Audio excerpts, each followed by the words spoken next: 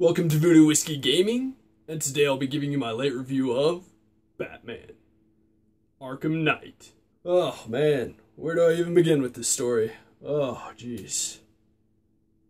Nah, I'm just messing with you. While the story does have its ups and downs, for the most part, I really enjoyed it. The story goes, Scarecrow has threatened to unleash his fear toxin upon Gotham, so they decide to evacuate all the citizens of Gotham. This leaves the cops, the criminals, and Batman. Batman, of course, has to try and stop this cataclysmic event, but to make things harder for him, the Scarecrow has the Arkham Knight and his private military. The Arkham Knight also seems to know a great deal about Batman and how he operates, so it's gonna be a tough fight. Throughout the story, they did something that I thought was really cool, and they went into Batman's psyche at times, and it was pretty awesome to experience that. I'm not going to go into great detail into it because I think it could give away some spoilers, and that's not what I'm about. As I said, I'm not about the spoilers, so I'm not going to say it, but I will say that I was disappointed with who the Arkham Knight turned out to be. I thought they could have done something far more interesting with his identity. Honestly, I predicted his identity way too quickly. And also, just as a heads up, if you actually want to get the true ending of this game, you have to do 100% completion. Otherwise, you're not going to get it. And I'll also say this, it confused me, and maybe that's just because I'm not the biggest comic book nerd, but I wasn't really sure what it was supposed to be saying. And just like the previous games, the voiceover work was top-notch. You've got the voice of Batman, Kevin Conroy, back to lend his voice for Batman and Bruce Wayne. You've also got John Noble, Denethor from Lord of the Rings, and Walter Bishop from Fringe. He's playing the Scarecrow. Everyone honestly does a great job. Like I said, the voice work is top-notch, and like I've said in the past, voice work helps add to the story, and it adds so much in this case. Now, the gameplay is pretty similar to previous Batman games. You've got your main story, you've got your side missions, and all your awesome upgrades. You've got your combat arenas, you know, the basic stuff. I will add that gameplay-wise, in combat, they got rid of that stupid-ass martial artist enemy from the Batman Arkham Origin game.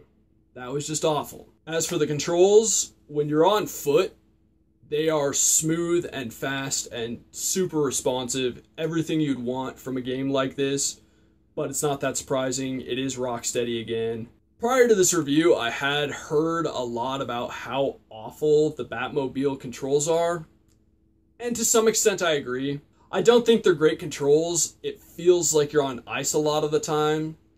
I wouldn't say it ruins the game, because you can get used to it, and once you've gotten used to it, the drone battles become considerably easier, so does navigating the city.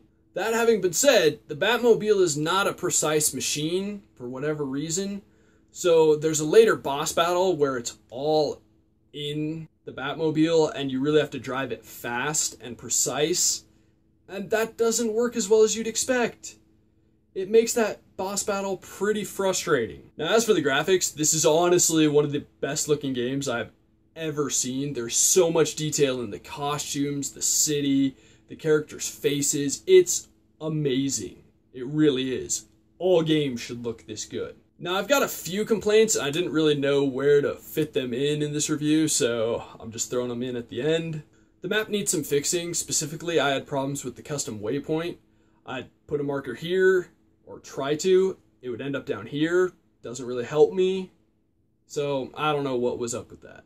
My next complaint would be with the hacking device. It was great in the previous games, but in this game, the visuals on it suck. It's hard to see the letters, and the controller used to vibrate for you when you were close or getting it right, and it doesn't really do that so much. It does that once, but it used to do it twice, so you had both thumbsticks really accurately placed.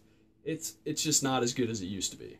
And I say that, but I really don't like comparing games to other games, but when it's within the same franchise and it was done better previously, well then there's something wrong with that. I also had problems with the auto fire feature for the gadgets. Mostly with the auto aim part of it, you used to just be able to shoot the grappler at a Riddler trophy, no problem, it'd get it.